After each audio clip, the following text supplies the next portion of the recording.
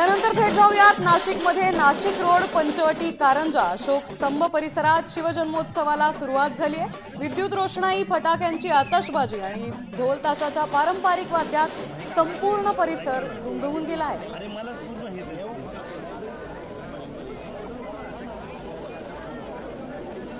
नाशिकमध्येही आता शिवजयंतीचा उत्साह दिसून आलाय।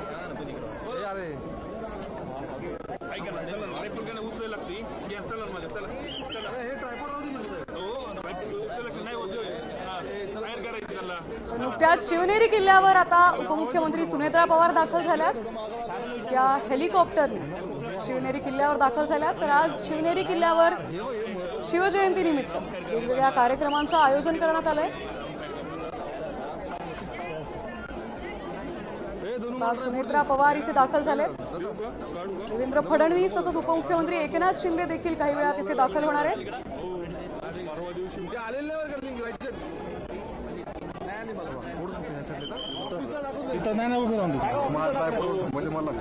मुख्यमंत्री सुनेत्रा पवार आता शिवनेरी किल्ल्यावर दाखल झाल्या। तर काही वेळात इथे शिवजयंतीच्या कार्यक्रमाला सुरुवात होईल।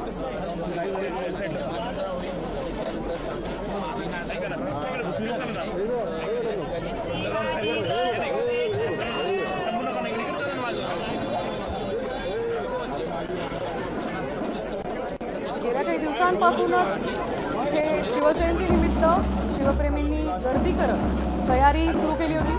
तर आज शिवजयंतीचा कार्यक्रम पार पडणार आहे। तिथे आता उपमुख्यमंत्री सुनेत्रा पवार दाखल झाल्या। देवेंद्र फडणवीस तसंच उपमुख्यमंत्री एकनाथ शिंदे देखील काही वेळात इथे दाखल होते।